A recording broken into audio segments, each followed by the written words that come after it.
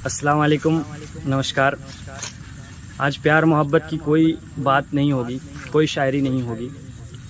देश अभी जिस सियासत के लिए लड़ रहा है, डॉक्टर मोमिता के लिए लड़ रहा है, हमारा आपका दोनों का कर्तव्य है कि हम भी आवाज़ उठाएं।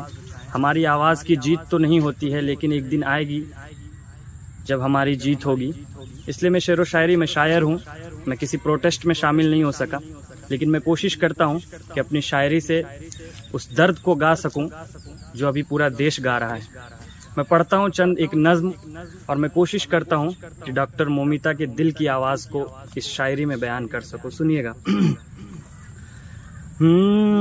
मोमिता डॉक्टर चीख रही थी, मोमिता डॉक्टर चीख रही थी, काश मैं भी लड़का होती। मोमिता डॉक्टर चीख रही थी, काश मैं भी लड़का होती। मोमिता डॉक्टर चीख रही थी, काश मैं भी लड़का होती। इज्जत मेरी होती सलामत, इज्जत मेरी होती सलामत, काश मैं भी लड़का होती। इज्जत मेरी होती सलामत, काश मैं भी लड़का होती। एक शेर पढ़ रहा हूँ कि हमारे देश के प्रधानमंत्री लाल किला पर बैठकर ये कहते हैं कि आज़ाद देश 78वां आज़ादी का जश्न हम मना रहे हैं। एक सवाल उछालता हूँ, किसी पॉलिटिशियन से कोई मसला नहीं है। एक सवाल करता हूँ और एक आवाज़ उठाने की कोशिश करता हूँ। सुनिएगा ये शेर। इज्जत मेरी होती सलामत, काश मैं भी लड़का होती। कि लाल किला पर बैठा हाकिम, लाल किला पर बैठा हाकिम, आज़ादी का नारा लगाता। लाल किला पर बैठा हाकिम, आज़ादी का नारा लगाता। चीख रही है बेटियां लेकिन, चीख रही है बेटियां लेकिन, काश मैं भी लड़का होती। चीख रही है बेटियां लेकिन, काश मैं भी लड़का होती। हालांकि हर देश में रेप का अंजाम आपको पता है, लेकिन हिंदुस्तान एक ऐसा देश है जहां रेप होने के बाद, मुजरिम के पकड़े जाने के बाद भी उसकी तहकीकात होती है, उसकी साइकोलॉजिकल स्थिति को देखी जाती है, परखी जाती है, और बहुत दिनों के बाद कई रेपिस्ट को जमानत भी मिल चुकी है। तो शर्म आती है कभी कभी देश के इस कानून पे, इस सरकार पे। मैं कोशिश करता हूँ पढ़ने की। सुनिएगा।